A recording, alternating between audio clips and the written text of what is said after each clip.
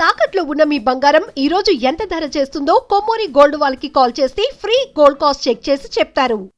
నమస్కారం అండి, సుమన్ టీవీకి స్వాగతం. నేను గీతాంజలి. ఆగస్టు 17వ తారీఖు నాగుల పంచమి ఎంతో విశేషం అని చెప్తారు.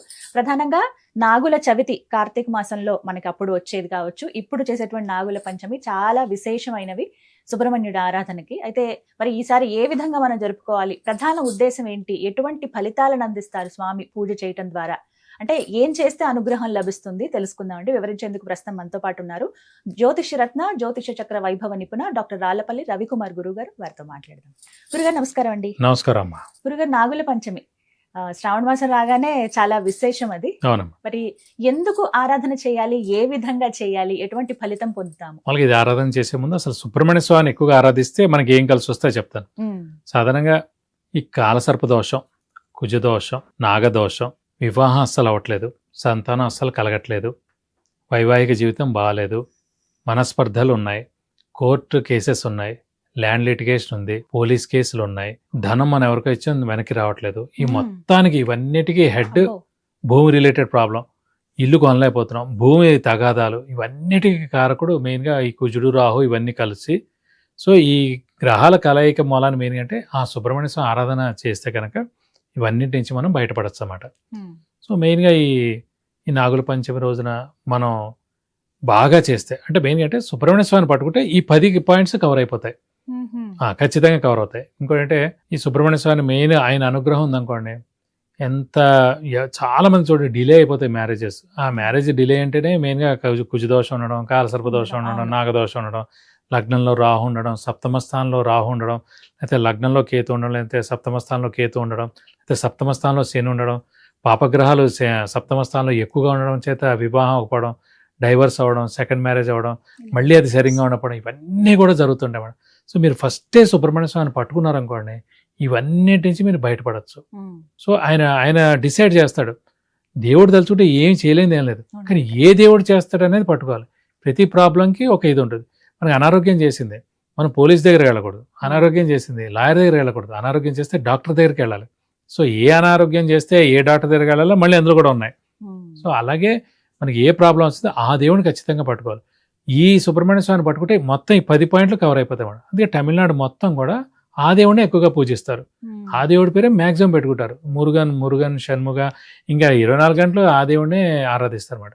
సో ఇప్పుడు మన వాళ్ళు కూడా మెయిన్ అంటే ఈ ఇన్ని ప్రాబ్లమ్స్ నేను ఎక్కువగా చూసింది, నేను ఎక్కువగా చెప్పేది, నేను ఎక్కువగా కూడా మెయిన్ రెమెడీస్ పార్ట్లో చెప్పేది ఈ సుబ్రహ్మణ్య స్వామి ఆరాధన చేయండి.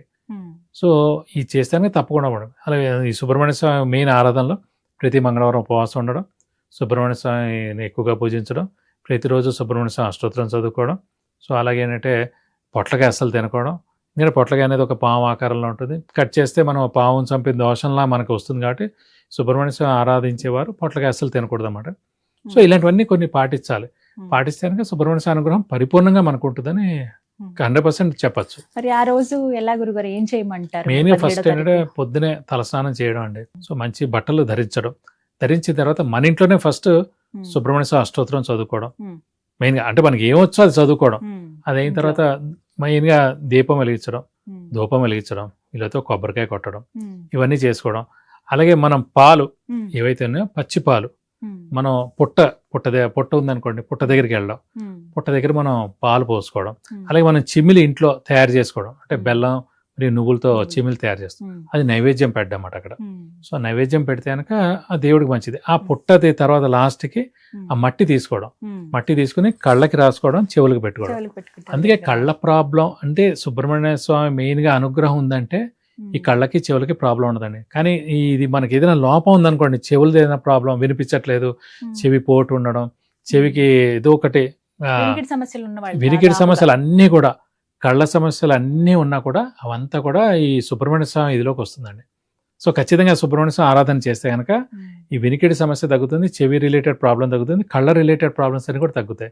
అందుకే ఆ పుట్టమట్టి మనం కళ్ళకి రాసుకోవడం, చెవులకి రాసుకుంటే కనుక సో మనకి కళ్ళు చెవులు కూడా చాలా బాగా పనిచేస్తాయి అనమాట. సో మెయిన్గా ఈ అనుగ్రహంతో సంతానం లేని వారికి సంతానం కలగడం, వివాహం కాని వారికి వివాహం అవడం, దాంపత్యం బాలేని వాళ్ళకి వైవాహిక జీవితం వాళ్ళకి చాలా బాగుండడం. సో అలాగే ఈ land litigations, court case, police కేసులు ఇవన్నీ ఏమైనా కూడా అవన్నీ కూడా తొలగిపోయి ఆర్థికంగా బాగుండడం. సో మంచి నేమ్ అండ్ ఫేమ్ రావడం ఇవన్నీ కూడా జరుగుతాయి అన్నమాట. సో పుట్ట లేని చోట దగ్గరగా లేదు ఇదంటే కనుక ఈ విగ్రహ నాగప్రతిష్ఠ ఉంటాయి కొన్ని టెంపుల్స్లో. అక్కడికి వెళ్ళినప్పుడు మటుకు కూర్చో ఫ్రెష్గా ఫస్ట్ ఏంటంటే మనం నీళ్లు పోస్తాం. నీళ్లు పోసిన తర్వాతే వేరేది మనం ఏదైనా ఇప్పుడు పంచామృతాలు ఏవైనా సరే ఫస్ట్ వాటర్ పోసిన తర్వాత పంచామృతాలు తోటి అభిషేకం చేస్తాం. అలాగే ఫస్ట్ వాటర్ పోయడం, వాటర్ పోసిన తర్వాత దాని మీద మనం పాలు పోయడం అంతా అయిపోతే మళ్ళీ కొంచెం వాటర్ పోస్తే అదంతా కొంచెం నీట్గా ఉంటుంది, బాగుంటుంది కూడా. సో అలా వాళ్ళు చేసుకోవచ్చు అండి. అలా నాగుల ఆరాధన ప్లస్ ఇంకోటి మెయిన్ అంటే ఆ రోజు ఉపవాసం ఉంటే చాలా మంచిది.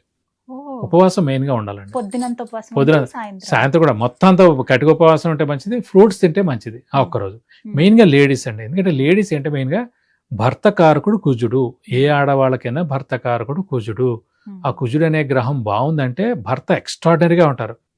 సో చాలా మంచి మంచి భర్త లభిస్తాడు. సో ఈ కుజుడిని మనం ఆరాధించడం అంటేనే మెయిన్ గా సుబ్రహ్మణ్య స్వామి ఆరాధించడం అన్నమాట. సో అందుకే ఆ రోజు ఉపవాసం ఉన్నానుకోండి, అది మనకి ఆరోగ్యం. మెయిన్గా సుబ్రహ్మణ్య స్వామి ఆరాధన అంటే మెయిన్గా కుజుడిని ఆరాధించినట్టే. సో ఆరోగ్యం కూడా బాగున్నట్టు, మనకి ఆరోగ్యం బాగుంటుంది, భర్త కూడా ఆరోగ్యం బాగుంటుంది, సంతానం కూడా చాలా బాగుంటారు అన్నమాట. సో ఏడాదికి ఒక రోజు అండి. సో అది మనం పట్టేస్తే చాలా మంచిది. సో కాబట్టి ఆ రోజు ఉపవాసం ఉంటే చాలా మంచిది. కటిక ఉపవాసం మెయిన్గా ఫ్రూట్స్ తినండి.